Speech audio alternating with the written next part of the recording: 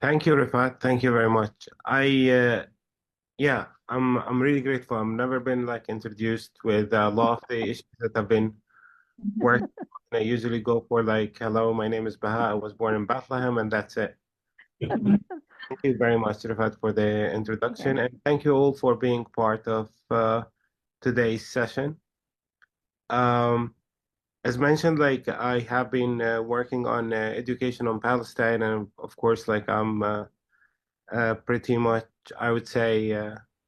Obsessed with Palestinian olive trees. Like, I only wish those trees could speak because they preserve more than 5,000 years of our history.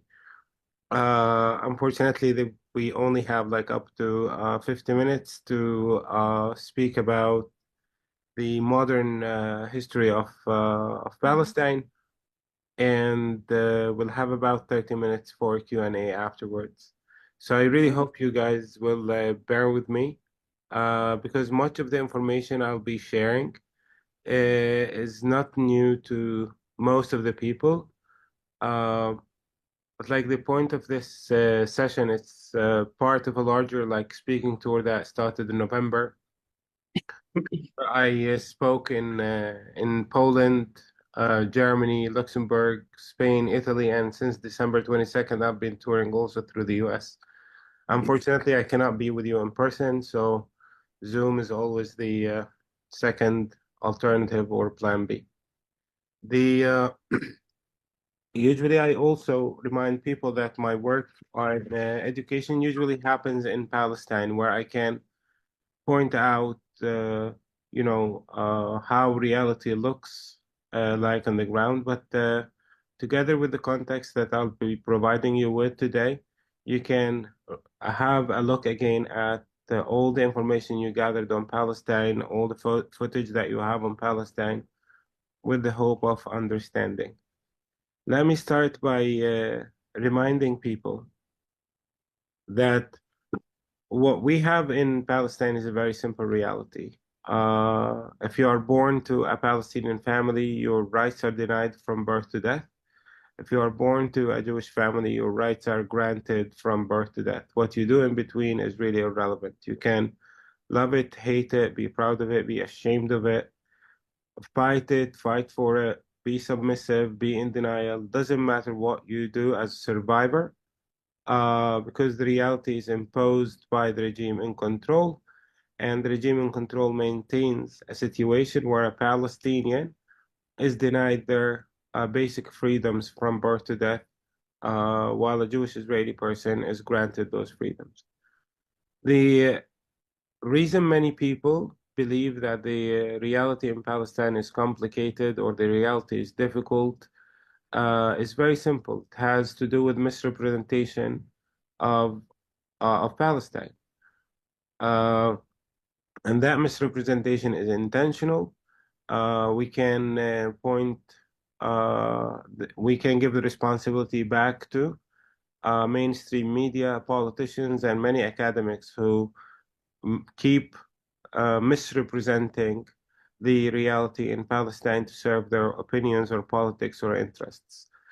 The root of misrepresentation in Palestine is Palestine. Like many people around the world, uh, are kind of like brainwashed into believing that Israel and Palestine are two separate geographies with some kind of a conflict between them. While in fact, Israel and Palestine are two different words referring to the exact same geography. If you show the map on this slide to a Palestinian, they will tell you this is the map of Palestine. If you show it to the Israeli ambassador in your country, they will tell you this is the map of Israel. Simply because Israel and Palestine are two different names for the exact uh, same place. That place is not that big. It's about 27,009 square kilometers. And every inch of it is controlled by the Israeli government. If you want to visit, you have, like, if any of you want to visit me in Bethlehem, you have to pass through Israeli controlled borders. If you want to leave, you have to leave through Israeli controlled borders, simply because the Israeli government is in control of every inch of the land of Palestine and is in control of the life and fate of everybody that lives on that land. When we uh, do our research on what's happening in Palestine, we will be given a lot of narratives. I've read a lot of different narratives, and those narratives can be reduced to only two. One narrative based on belief and one narrative based on reality. The narratives that are based on belief are kind of like interesting because you can debate them, you can have a vocal activity like pro, against, blah, blah, blah. But narratives based on belief cannot be proven and cannot be disproven. Uh, I, for one, know few people who believe Earth is flat, and it doesn't matter how much evidence I show them, they are not going to change um, their belief. People who believe in God cannot prove the existence of God and cannot disprove it. People who don't believe in God, once again, cannot bring evidence to their belief, and they cannot, you know, they cannot deny it also.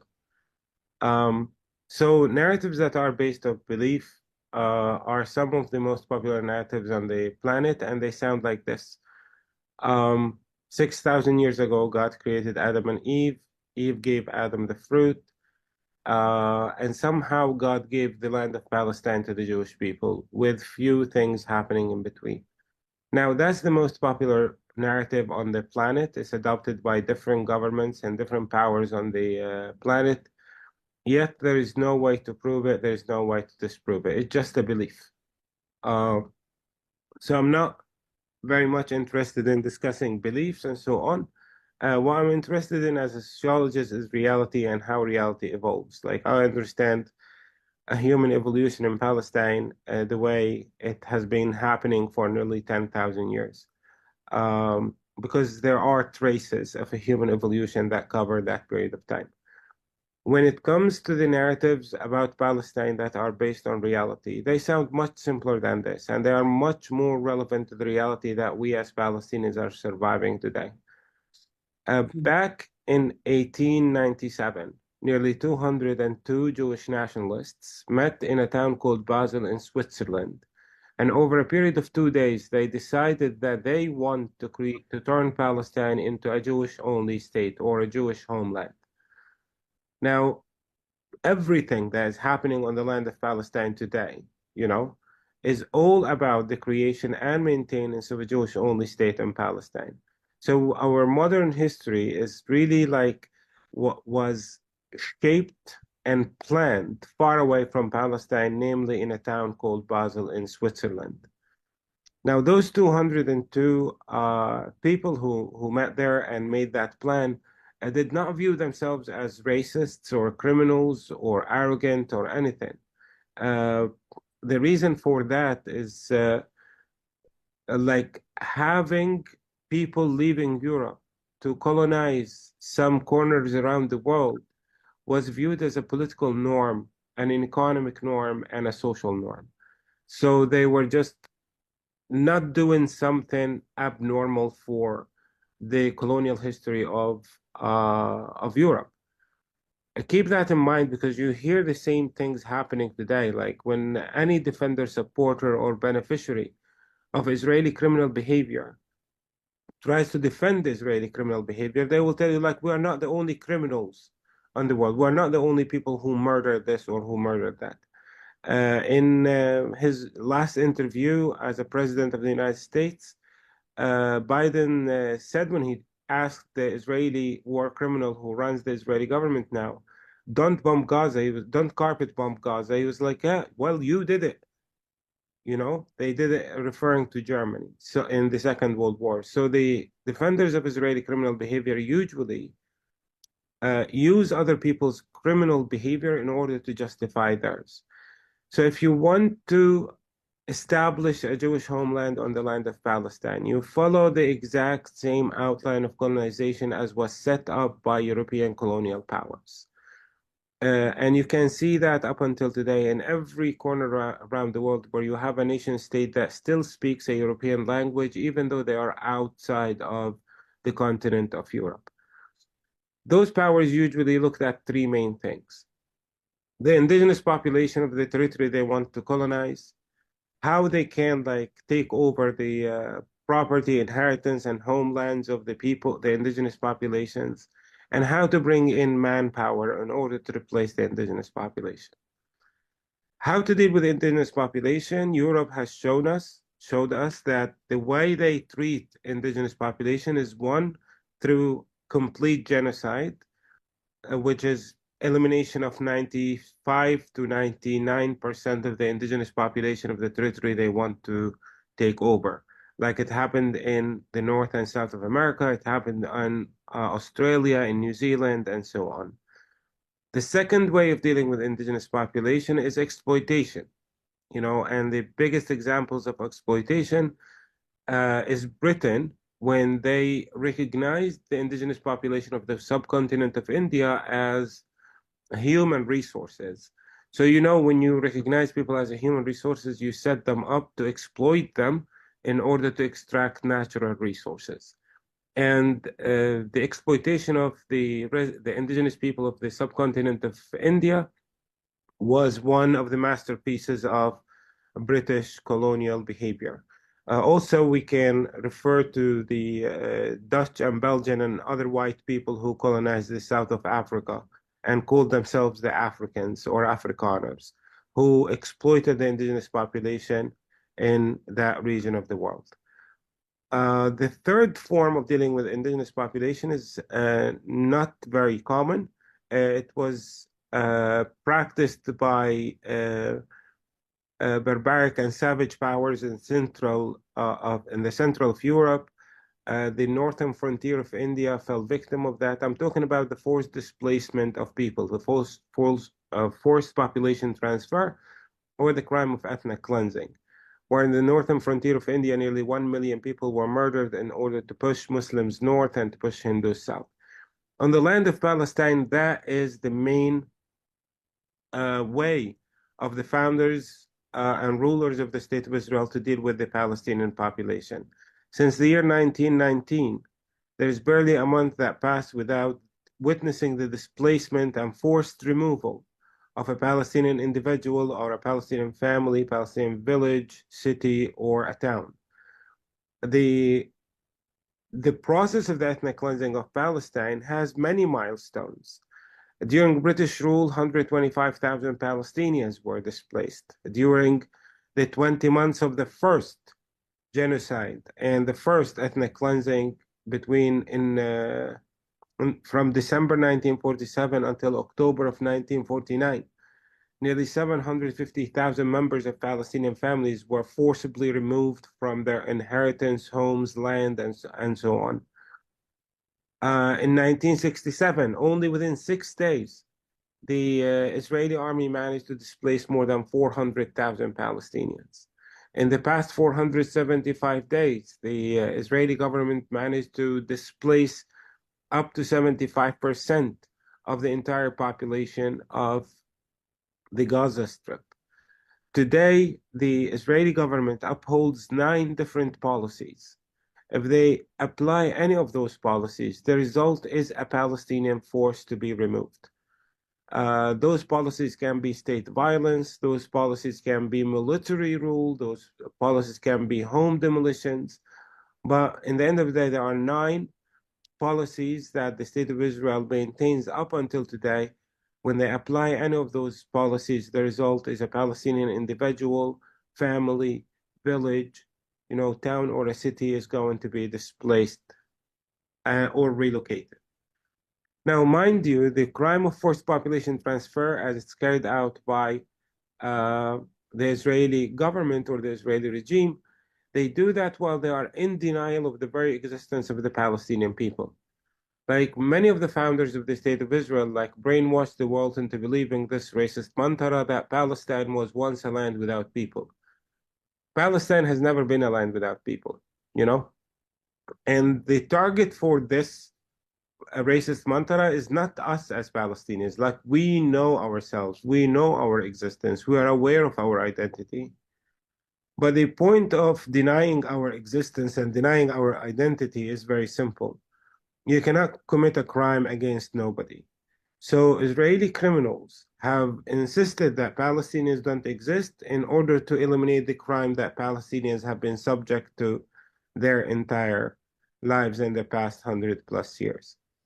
It doesn't matter how creative supporters, defenders, and beneficiaries of Israeli criminal behavior can be in bringing excuses or like short sentences or catchphrases to make people think that Palestine is a land without people. And it doesn't matter like how many Palestinians feel the urge of getting out of their way to prove their existence. In the end of the day, we are not the target for that. The target for that is to convince the world that the state of Israel is a democracy that commits no crimes because the victims of those crimes do not exist. So that's the only difference between ethnic cleansing in Palestine and ethnic cleansing somewhere else around the world. The second thing, if you want to turn Palestine into a Jewish homeland, if you want to turn it into a Jewish-only place, land becomes important. Now, the Palestinian society is a very, very diverse society. Like some of us identify with Muslim Sunni faith, some of us identify with Druze faith, Christian faiths, or different Christian denominations we have among us. In terms of skin color, we are very, very diverse also in terms of skin color and ethnicity. Our accents cannot be counted. So we are a very diverse society, yet we have one thing in common. We're all born to families that were robbed completely or partially of their inheritance, land, and property. The state of Israel have been legalizing that kind of robbery throughout its existence. You know, you probably understand that legalizing a crime does not make it legal. You know, legality and justice are not the same thing. You know, anybody with enough power can make a crime, uh, can legalize a crime, but a crime is a crime. And the Palestinian families have been surviving this kind of a crime of land robbery through Israeli civil laws, through Israeli military laws, through Israeli private sector behavior, and so on. How does the state of Israel steal Palestinian families' inheritance and land and property? It's very simple. They just make your life dangerous on your family's property. If you exist on your family's property, the one that the state of Israel steals, then they will kill you, they will deport you, they will arrest you. Any of those three things can happen to any Palestinian individual who wishes to be on his family's land that has been stolen by the Israeli government. Uh, the interesting thing also in the state of Israel is that when you want to tackle this issue with any defender, supporter, or beneficiary of Israeli criminal behavior, they will tell you, well, God gave us this land. You know, and like, hold on. The Israeli government is ruled by a secular ideology. There's no room for God in that ideology. That ideology is called Zionism, you know? So, like, why to bring God into this picture? As an Israeli historian once put it, Zionists are people who do not believe in God, but nevertheless believe God gave them Palestine.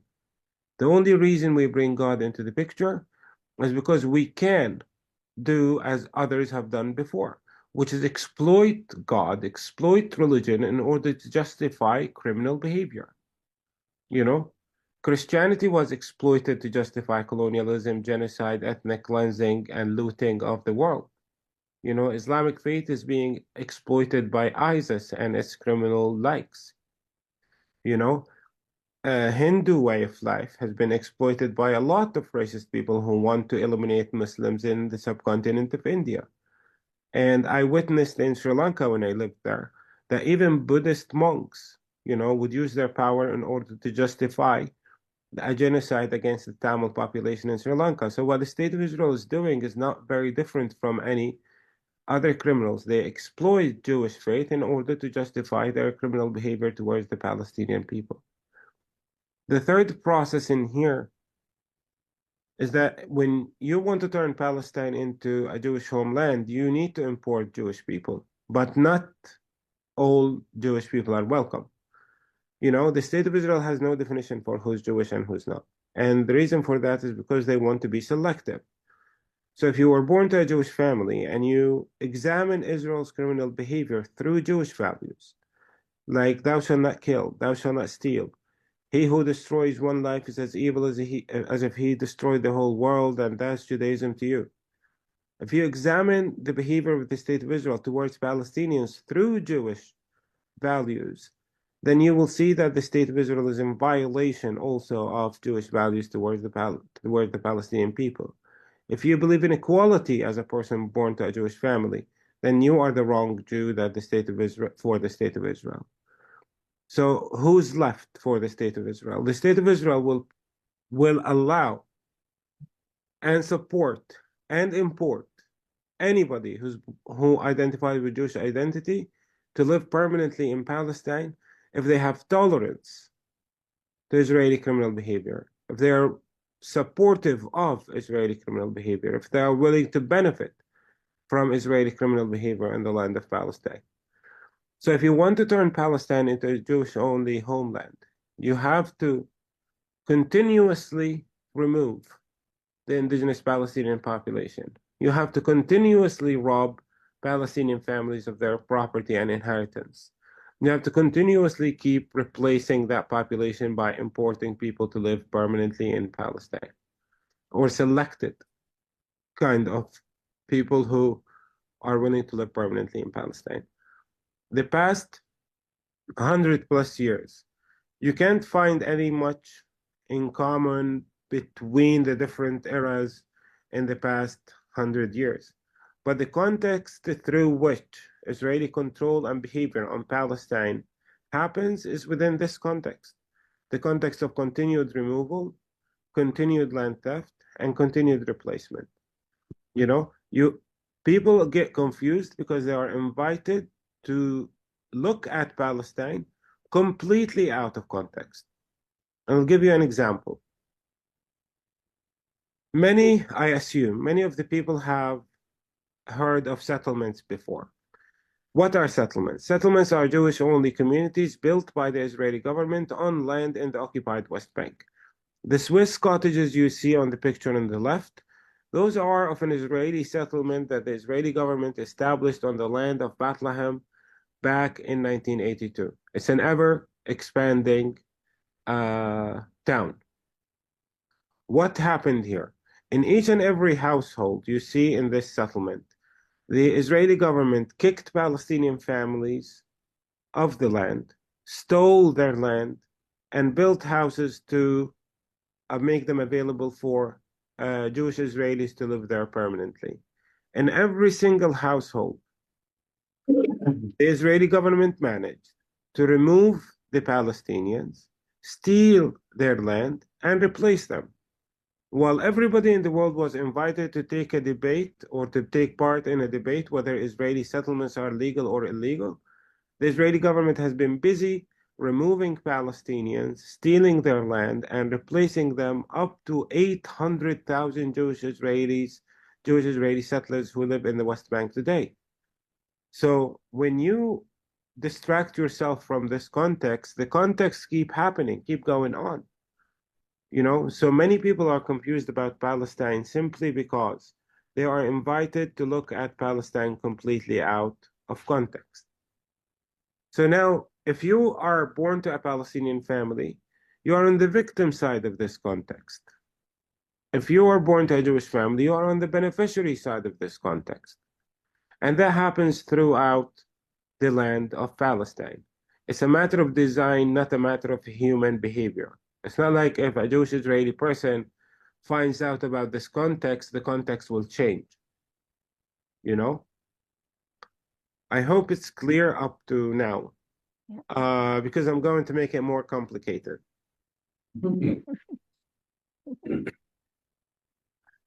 To hide this context also from regular people, you probably understand that the State of Israel doesn't have a constitution, right? If you don't know, now you know. The State of Israel does not have a constitution, because why should they have one set of rules or one system of control while they can have 5 other systems? Now, if you live on the land of Palestine, if you are born to a Jewish family, it doesn't matter where you live in Palestine, you are subject to the same set of rules. If you are born to a Palestinian family, you will be subject to one of four separate different Israeli rules. And that's what makes things seem complicated on the land of Palestine, is that Palestinians are not mistreated in the exact same Israeli way. Palestinians are being mistreated in four different separate Israeli ways.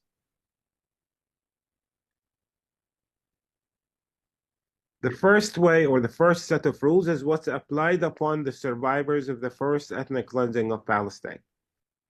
Back in 1947, 48, 49, the founders of the State of Israel displaced more than 750,000 Palestinians and denied them the right of coming back to that property that they inherited.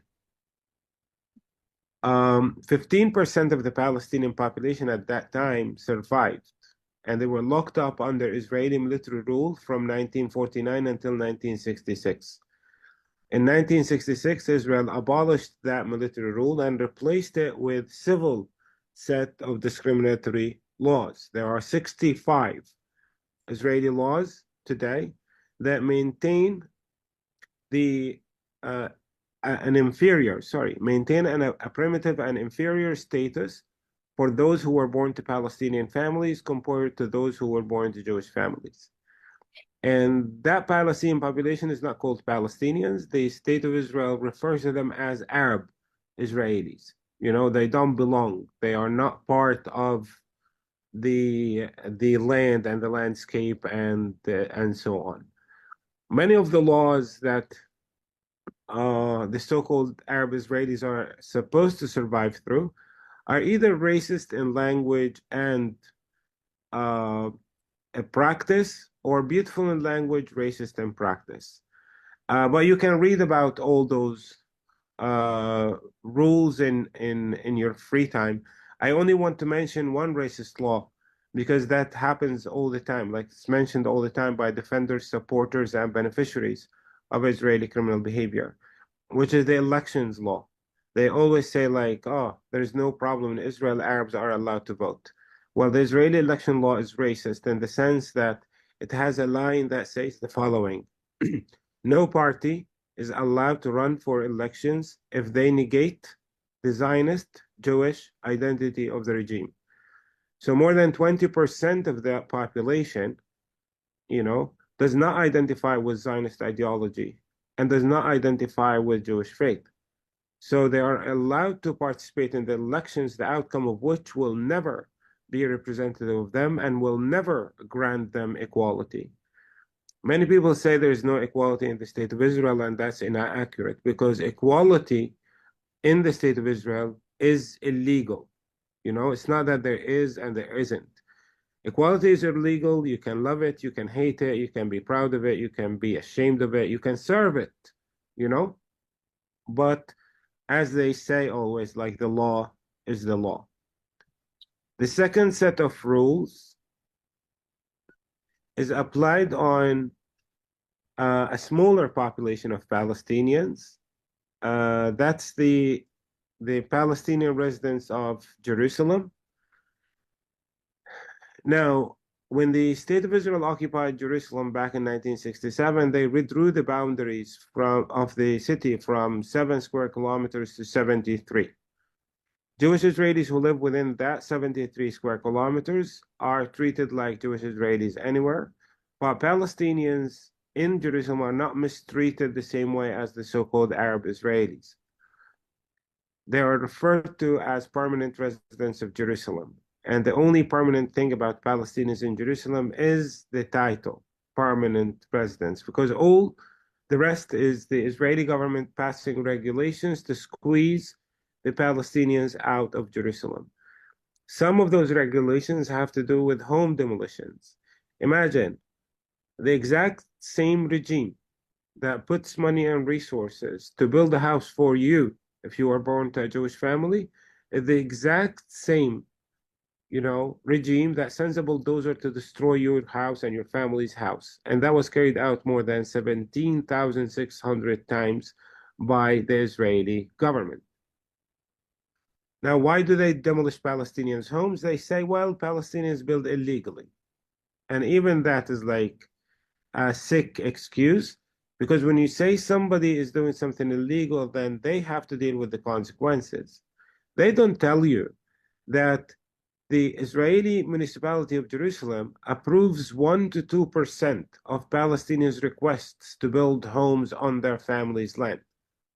98% of those requests get denied by the Israeli government. So, or by the Israeli municipality. So, as a Palestinian who needs a room in Jerusalem, you are denied the right to have that room. So, what do? You build nonetheless, knowing that the Israeli government will end up destroying it. And when they destroy it, they give you a receipt to tell you how much it cost the regime to destroy your house, and that you have to pay for that service. That service is up to 35,000 euros or $35,000. That's why you see many Palestinians who destroy their homes by themselves in Jerusalem, because they don't want to pay for the service.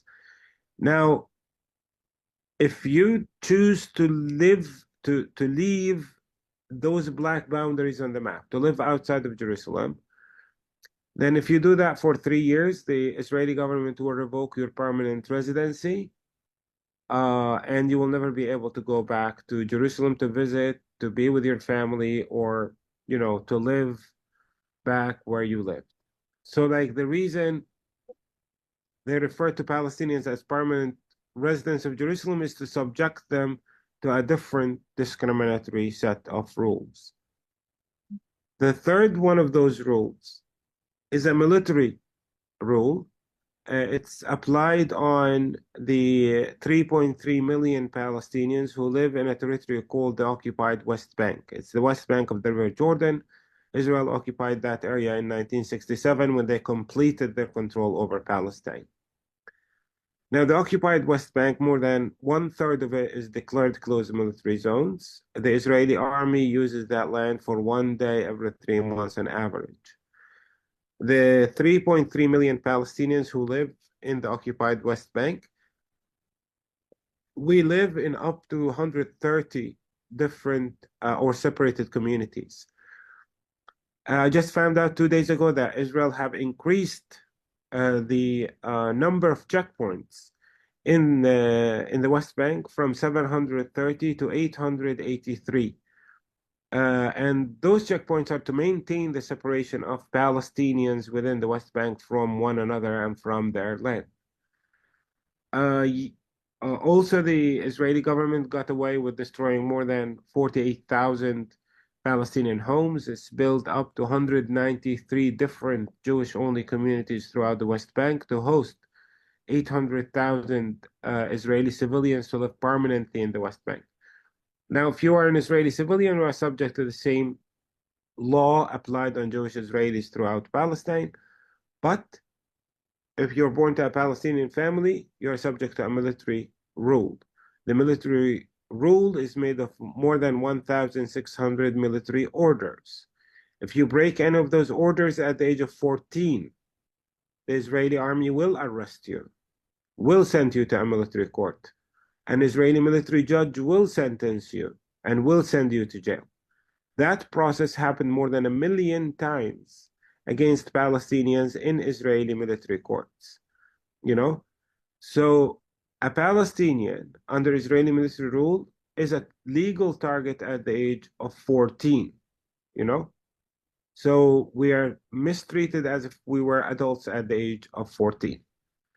Jewish Israelis become adults at the age of 18 under their civil law.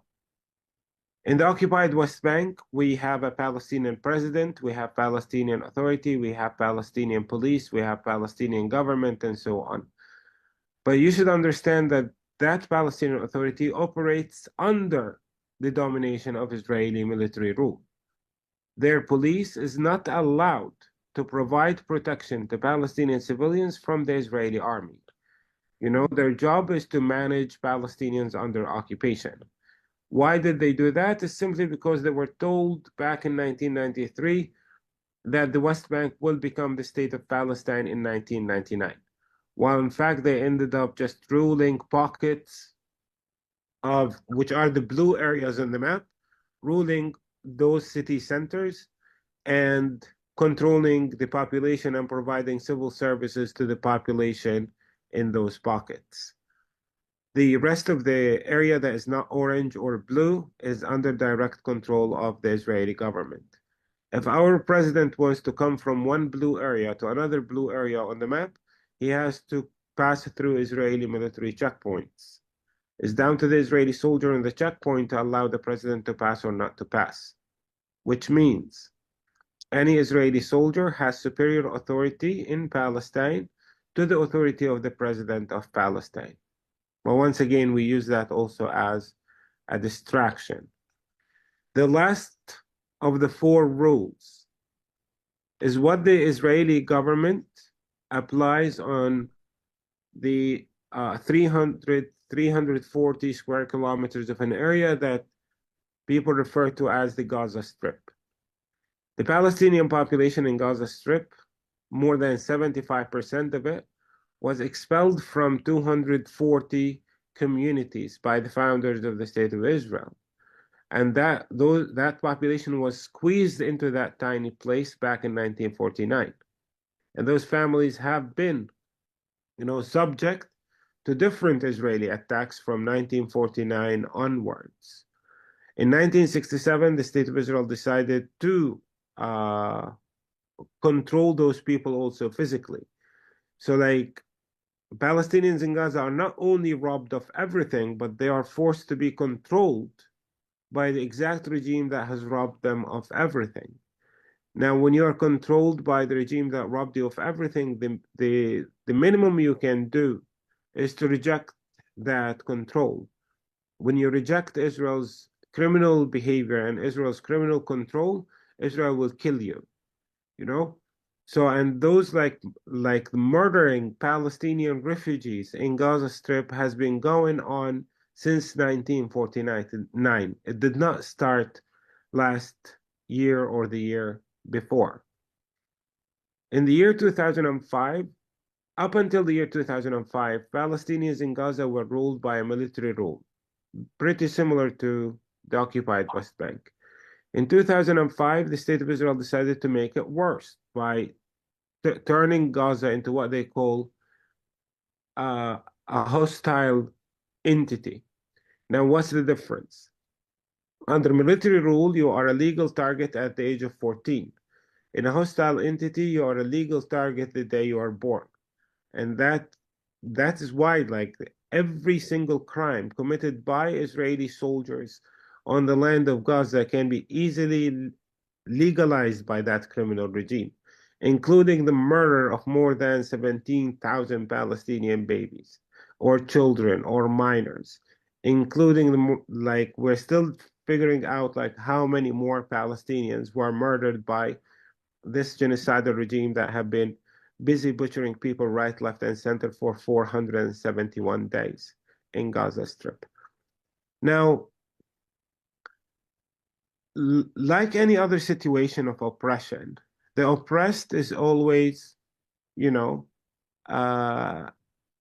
blamed for not being a good, submissive, oppressed person. Colonial powers have always justified their violence by the violence of the oppressed. That's how we witness like savagery against Jim Crow in America. The savagery is not from the point of view of the oppressor. The savagery is not the oppression. The savage is the one who does not submit to oppression. Okay. We do understand that in apartheid South Africa, apartheid was not the problem. The barbarism and savagery of apartheid was not the problem. The problem was the ANC and the violence of Nelson Mandela and his ANC party. The same thing, when Palestinians use violence in the face of Israeli oppression, they are blamed for it. Now, the State of Israel tries to say, like, the problem in Gaza is not their criminal behavior. The problem in Gaza is something called the Islamic resistance movement. If you agree with that, agree with that. It's okay. I do not discuss beliefs anyways, But do remember that the Islamic resistance movement was established in 1988 as an outcome of 40 years of Israeli oppression, not as an outcome of some kind of German anti-Semitic like hatred to Jews. None of us are Germans in Palestine, you know? So to say that the Islamic resistance movement is the problem is like, saying that there was no problem whatsoever with Israel's savagery and criminal behavior towards Palestinians, you know? Well, the problem is Israeli oppression. The last point I want to make is that on the land of Palestine, for the past 70 plus years, the Israeli government have managed to complete the book of crimes against humanity as known by humanity. Crimes against humanity are three crimes. The crime of genocide. The Israeli government is getting away with its second genocide in 77 years. The second crime is the crime of ethnic cleansing. The State of Israel have been legalizing that crime of ethnic cleansing by maintaining 9 different policies, the outcome of which is forced population transfer and ethnic cleansing. And the third crime is the crime of apartheid. The crime of apartheid is a crime that takes place when the regime in control creates a system of domination of one group of people over the other for the reason of race, ethnicity, faith, or language. The State of Israel takes the element of faith, turns it into a genetic marker, and uses it as the foundation of its apartheid regimes.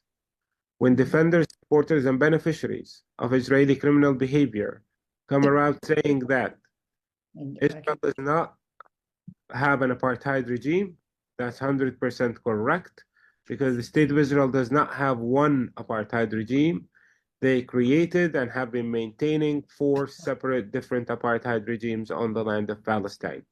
If you are born to a Palestinian family, you are subject to those apartheid regimes. If you are born to a Jewish family, you are a beneficiary of those apartheid regimes. And the rest is for you to debate and discuss and be distracted from the reality with. Thank you so very much for listening.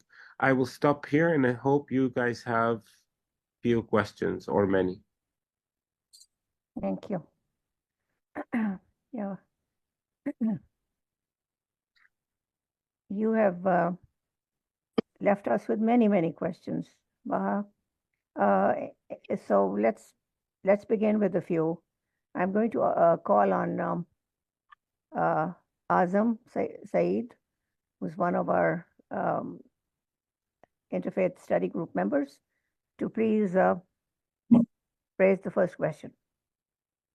Okay, just a brief comment, and then I have a brief question for Baha.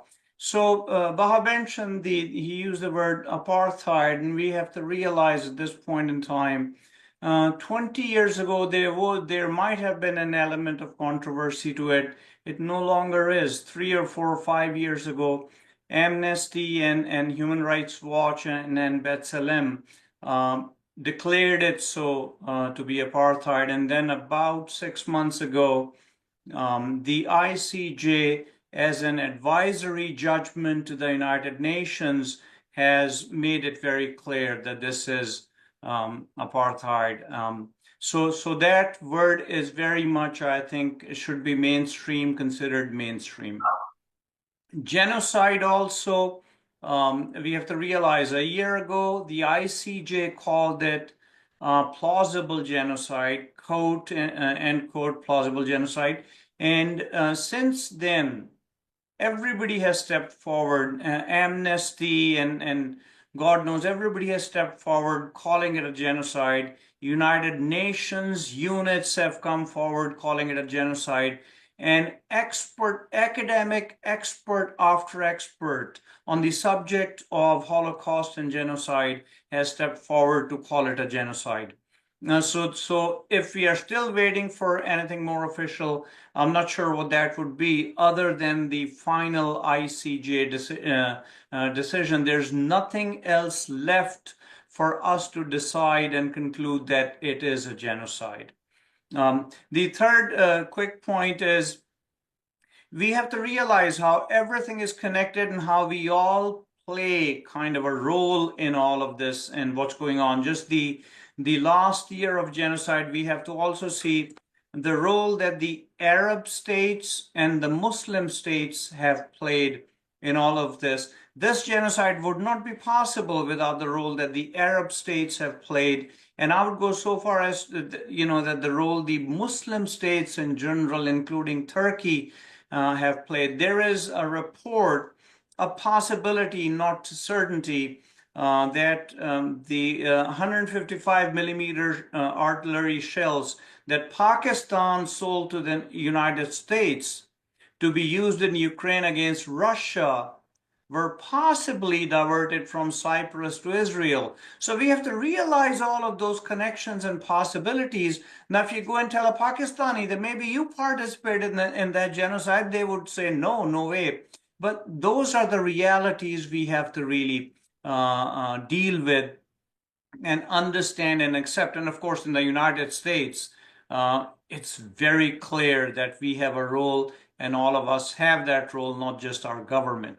So the question for Baha Hilo it really has to do with the internal situation. So a month ago, the Palestinian Authority goes into Jenin and does its operation against the resistance, and now Israel goes into Jenin, and it's kind of like, first 10 years ago or whenever, 8 years ago, the Palestinian Authority arrests and tortures Basil al-Araj, and then Israel kills him. And he was an intellectual revolutionary in Palestine. So the question is, it's very similar. Whatever you can, from whatever direction or angle you want to address this, and see what role is PA playing and what is really going on in that regard.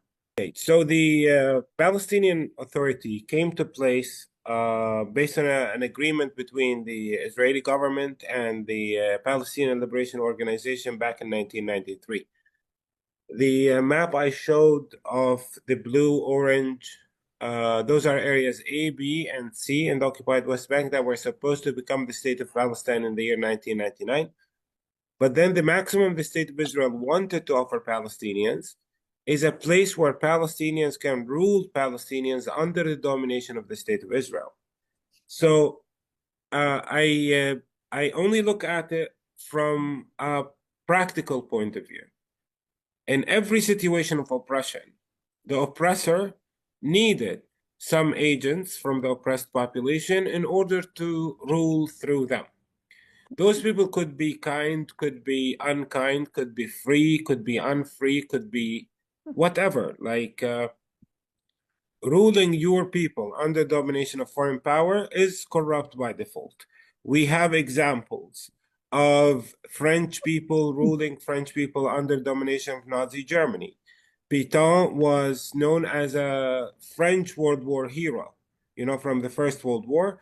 And then he accepted to rule French people under domination of Nazi Germany. He's corrupt by default. Same thing with Anton Mossart of the Netherlands.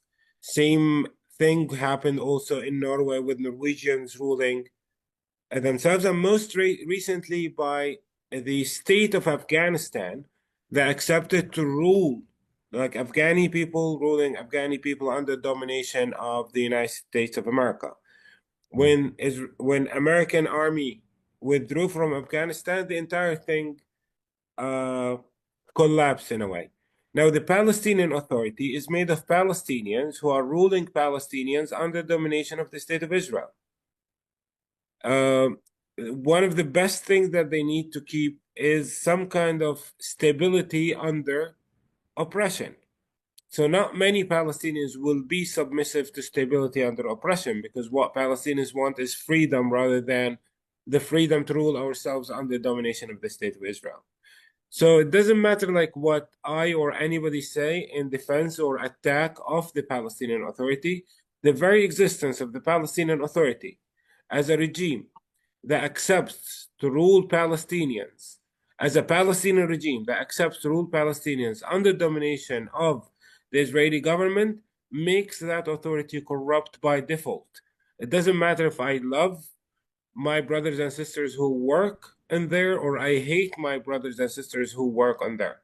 Palestinians do not want another form of rule under Israeli oppression and under Israeli criminal behavior.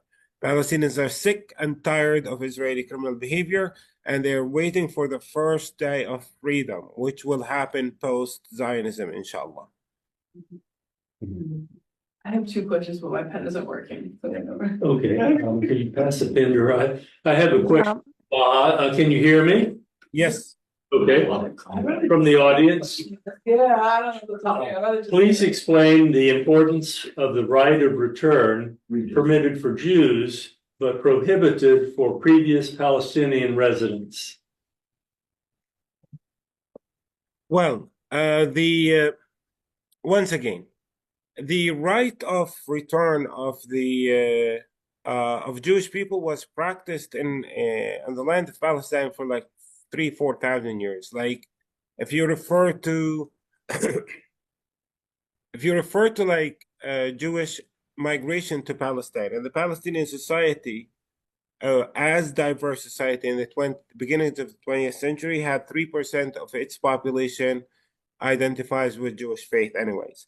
So whoever wanted to return and live among the Palestinian people was welcome, and we had the tradition of grandchildren would travel to Jerusalem with their grandfathers to spend their last few months or years in Jerusalem, where if they pass away, they will be buried in Jerusalem. We had stuff like that, you know, that kind of Jewish existence on the land of Palestine was one of the historic norms, especially after the collapse of the Roman control about 1,700 years ago or 1,600 years ago on the land of Palestine. The current right of return that the Israeli government applies is not right of return as we understand it. It's like the right of the Israeli government to import those who were born to Jewish families to live permanently on the land of Palestine. They are promoting like Russian speakers as if they are returning to Palestine. They are promoting, like I met few Americans who were like telling me that they were returning to Palestine, like what, or to Israel. But like, dude, are you aware of the fact that you have nothing to do here? You know, you have no understanding of the indigenous wisdom of the place. You have no understanding of the language spoken by the place. But like the state of Israel succeeded in brainwashing like people around the world that they are not coming to colonize Palestine, but they are returning to Palestine. And it's so sick and weird, like to be confronted by like an American in the city of Hebron who's telling me like, this is our land, we were here 4,000 years ago. And it's like, you look good, you know? Because what can I say like to an adult who tells me he was in Hebron 4,000 years ago? But like in the end of the day, the state of Israel has its way of brainwashing people who are born to Jewish families into believing that they are the indigenous of Palestine, and that's their business. When it comes to the right of return of the Palestinian people, like it doesn't matter if that right of return is granted by the 194 resolution or not granted by the 194 resolution. Anybody has a right to go back to his family's property, period. Like I think many of you who are gathering in that room today, you all have a right to go back to your homes and towns and apartments and so on. You have that right, and nobody should deny you that right. So the issue of the right of Palestinians to return, like the Israeli government, for understandable reasons, understandable, not acceptable, understandable reasons, will continue to deny Palestinians their right to be in Palestine. The Israeli government is built upon one myth, that Palestinians represent a demographic threat. Imagine you being referred to as a demographic threat.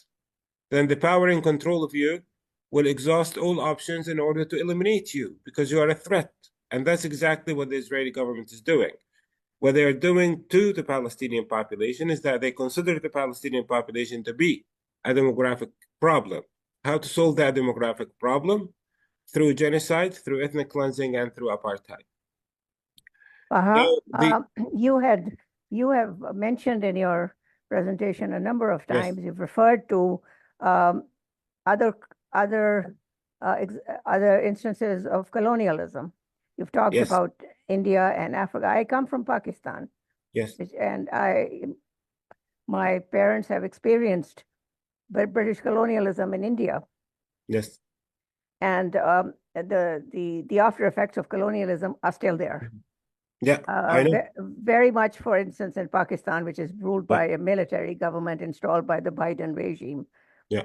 which is killing people in cold blood. But anyhow, that's another question. What I want to say is that the example of Palestine, the assumption that it's a land with no people and just giving it to these other people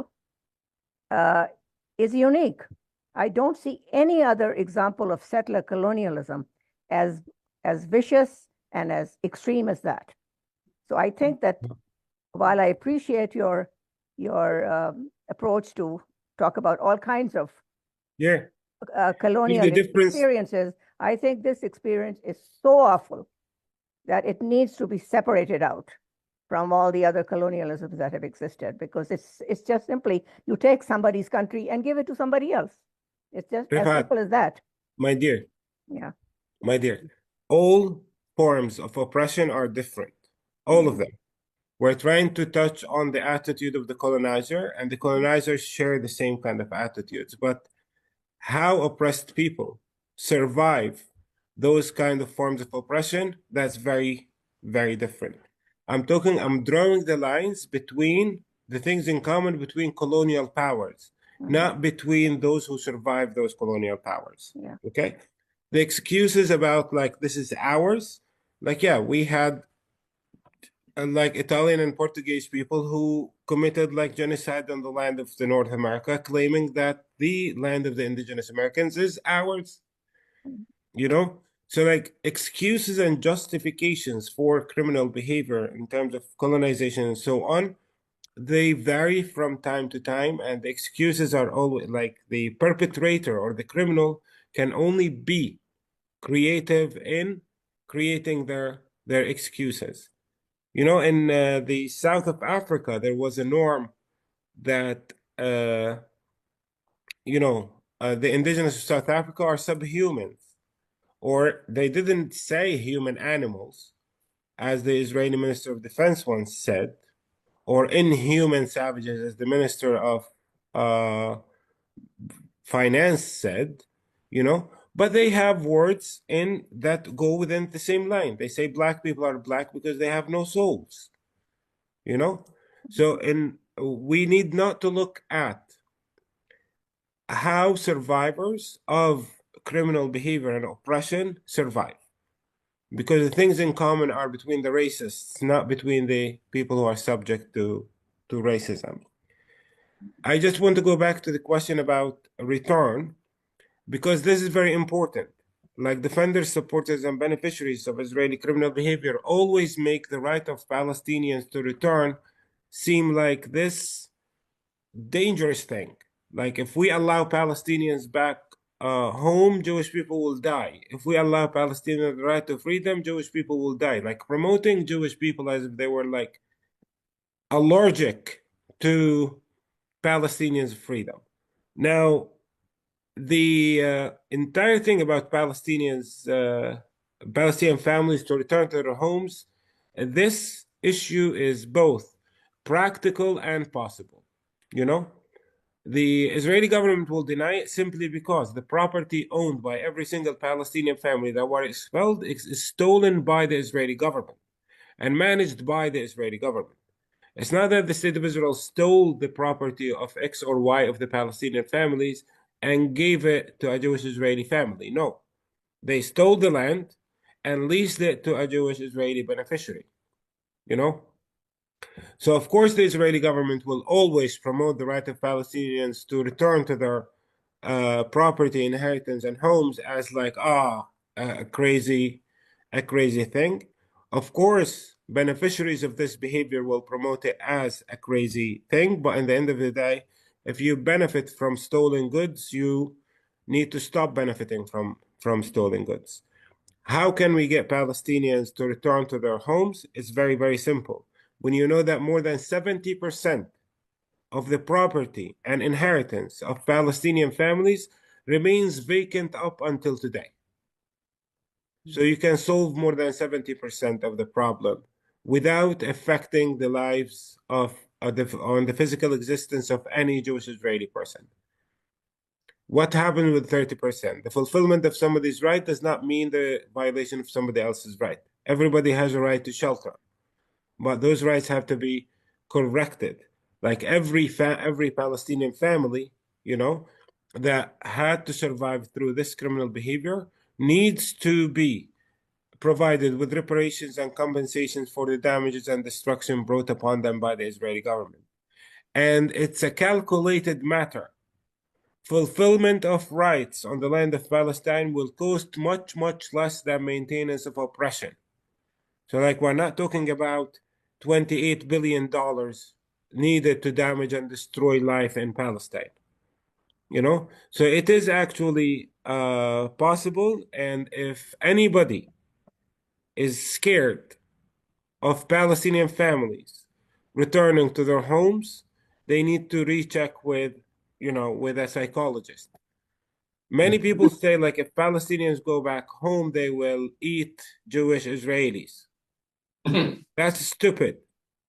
The priority of the oppressed has always been to experience the first day of freedom. Oppressed Palestinians are no different from oppressed people in other places around the world. The first people to get over the savagery of Jim Crow laws in America were not white Americans, were Afro-Americans. While some white Americans cannot get over the fact that Jim Crow is past or is in the history. Many white supremacists cannot get over it. Women have got over the fact that they were denied the right to vote. Who cannot get over the right of women to vote? Women? No, men. Usually the people who find it very difficult to get over oppression are the beneficiaries of oppression, not the subjects of oppression.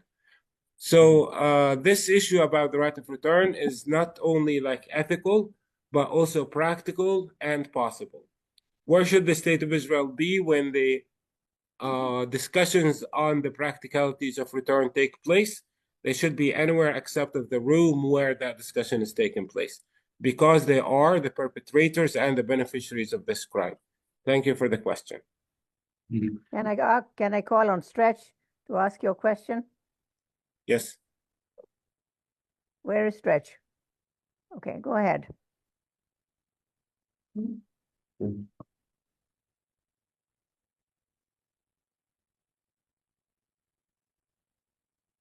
Stretch, you are mute. Yes. Somebody's unmuted. Stretch is mute. Does he know that?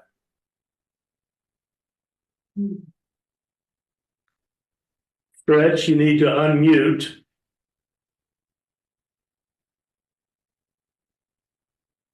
While we're waiting for her to unmute, we have a question in the room. Sure, yeah. Go ahead. Thank you so much for sharing the wealth of knowledge. I have learned so much, and I also feel really inspired. And forgive me for asking these questions, like about the United States, but I asked them from a place of solidarity. So the first one is just, the US military and money is supporting this genocide. And I'm just curious your take as a Palestinian, why? Is it like about Iran? Is it like why is the US doing that? And then the second question is, what have you learned about resistance? So like what strategies for resistance do you feel the Palestinians have to teach to the world? And I really owe that question thanks to my friend Elizabeth.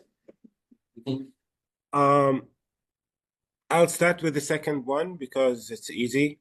In the end of the day, in our culture, I think it's something that we can share with the world. In our indigenous culture, we say that when you recognize wrongdoings, not only in situations of politics, but wrongdoings are social, economic, political things. Like human beings are capable of doing bad things all the time. When you recognize wrongdoings, you're owed to change it with your fist. And if you can't, then with your word. And if you can't, then with your heart, you know? Rejecting wrongdoings, rejecting oppression, rejecting racism, rejecting exploitation, rejecting poverty, rejecting patriarchy, rejecting those things are kind of a duty, you know? So, yes, not everybody can reject patriarchy, for example, with their hand, right? But you can reject it with your word by trying to highlight it and explain it to others how bad and evil it is. The same thing, if you can't speak, reject it with your heart, with your prayers.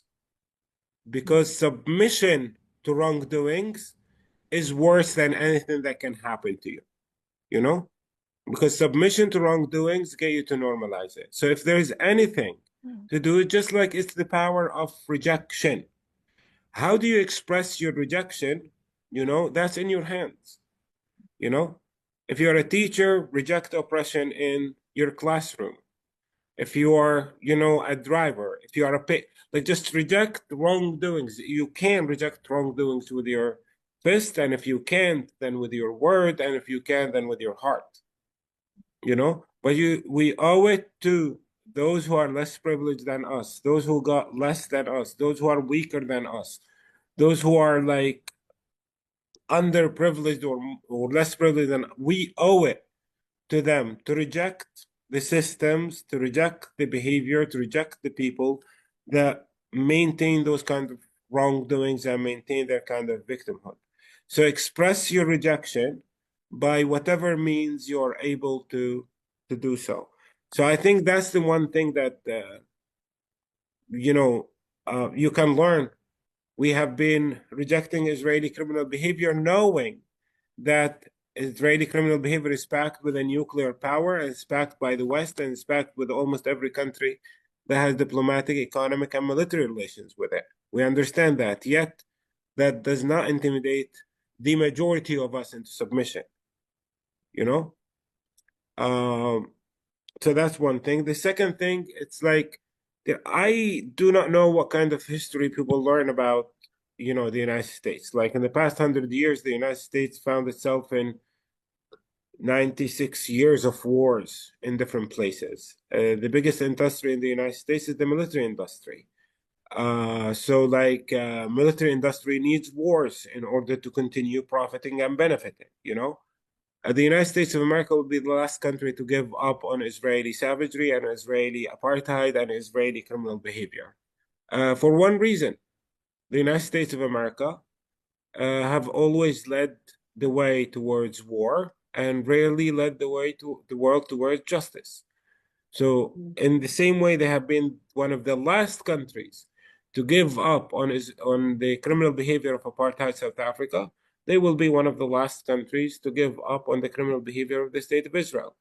You know, there are 3 countries that committed the crime of apartheid in history: apartheid South Africa, Jim Crow America, and the state of Israel. So they have been allies up until the 90s, and then apartheid South Africa collapsed. Now, the fact that the Israeli government depends on the United States of America to maintain its criminal behavior does not mean the 350 million Americans are totally behind it. No. Like, once again, at home, you know, at home, I can accept that, like, you know, somebody has power over me and they can abuse my name to justify criminal behavior, but I'm not going to abuse me into silence. You know, when we recognize the wrong behavior of our governments, we owe it to ourselves first and our neighbors second to express our rejection to the support of our government to the criminal behavior of countries around. Now, it doesn't mean you, like 350 million Americans, are guilty of it. No. But as one rabbi said once, in situations of injustice, few are guilty, all are responsible. In the United States of America, a few people are guilty of supplying the Israeli government with means of elimination and murder and destruction of Palestinian society. Few of those people are guilty of that. But I guess like we need to become aware of our responsibility in this part of the world and see how we can stop those criminals from getting away with supporting genocidal regimes like the one in control of Palestine. Thank you, Baha. I have one question from Ron Smith. Stretch, by the way, did not have a question. Ron asks, why hasn't there been an outcry from international media for being banned from reporting in Gaza?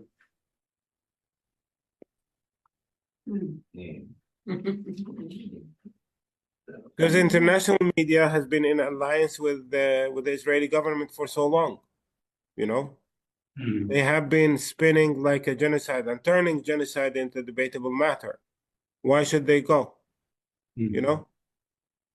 And then, excuse me for interrupting, why haven't they responded to the killings of journalists in Gaza?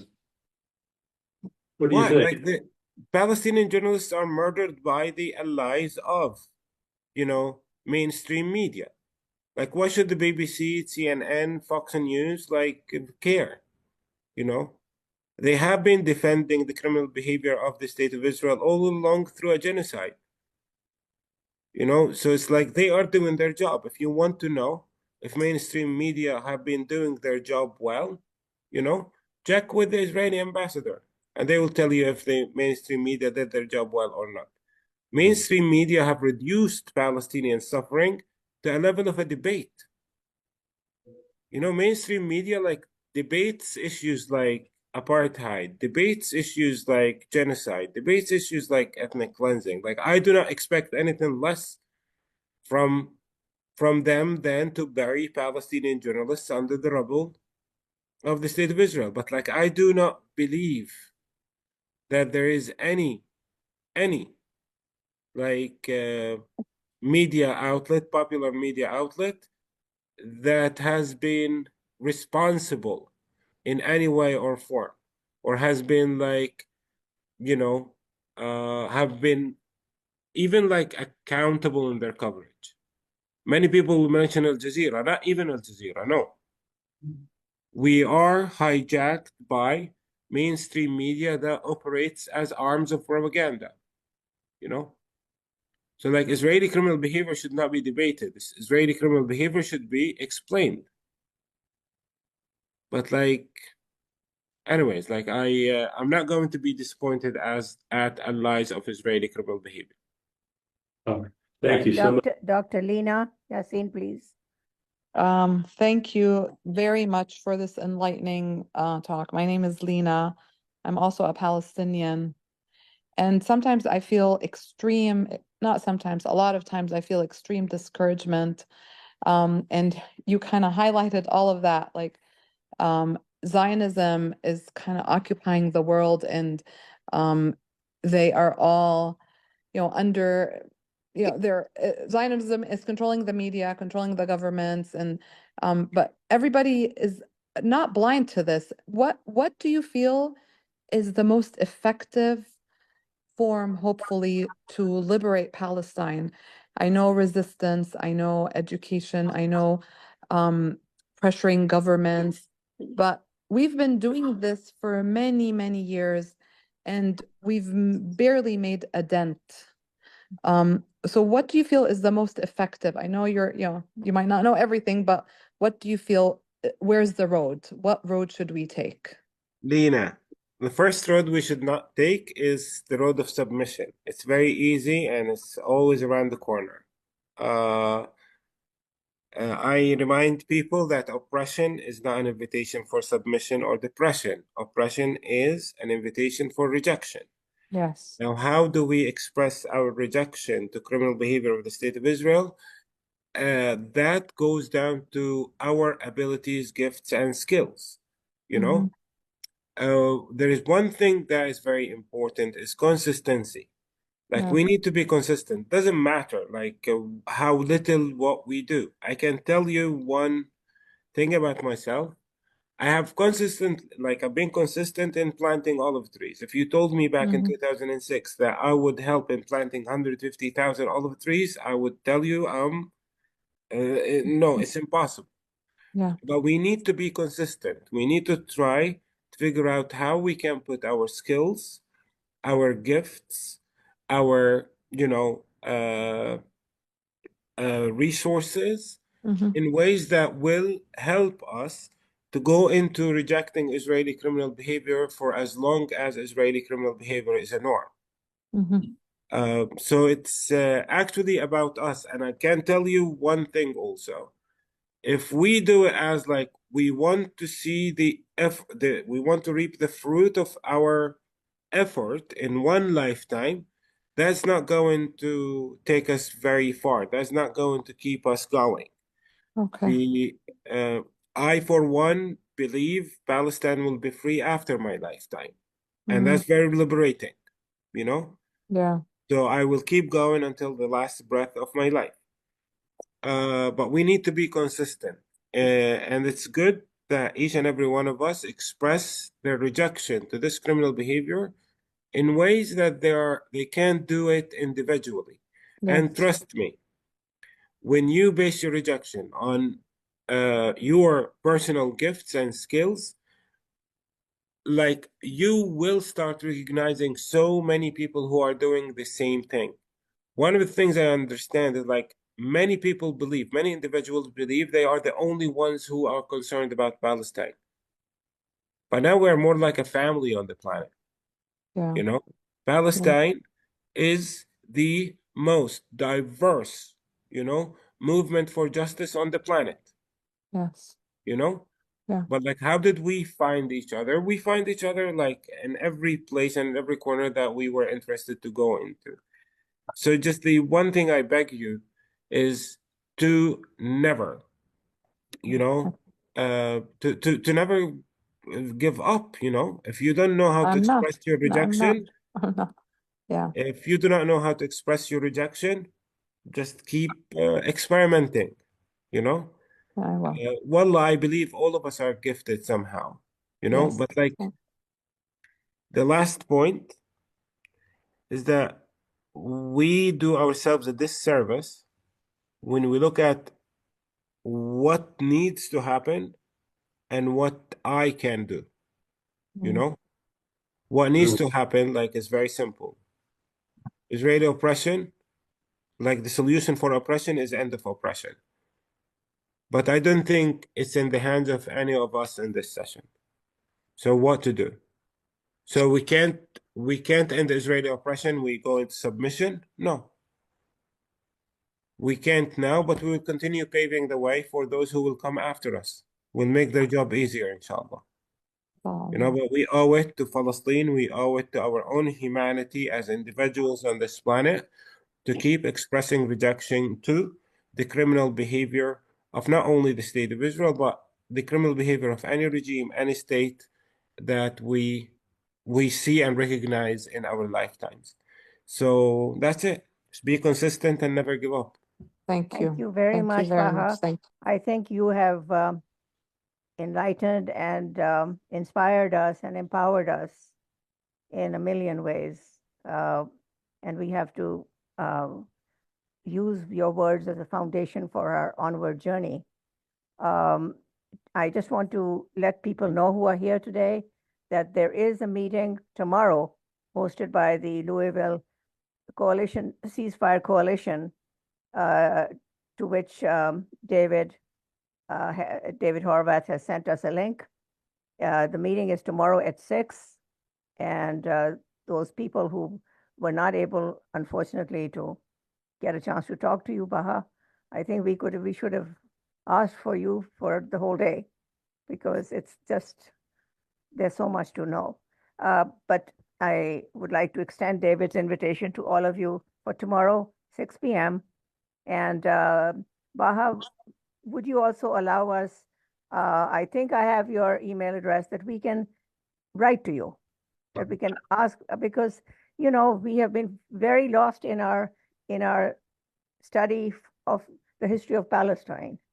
You know, it's so complicated at one level, and at another level, it's very simple, you know, what is right and what is wrong. But just to have the opportunity to talk to a real life Palestinian who's out there, who's struggling, who's done so much, who's made such a big impact on your environment. And I love the olive trees, you know.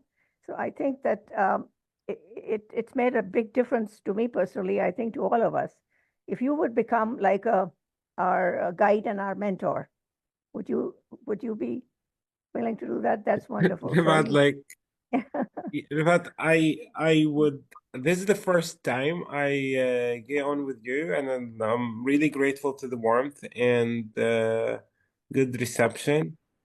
And yes, like I'm in your hands. It's just like Yes. let me know when, and I'm a phone call away, and I'm an email away. So Wonderful. yeah. Thank you very much. And I'm sorry, I apologize to those people who didn't get a chance to talk, but there just were so many questions. So I hope some of us will be there tomorrow, and then we'll continue the conversation. Mhm. Okay. Thank you. Thank you so much for this, and God bless. Thank you.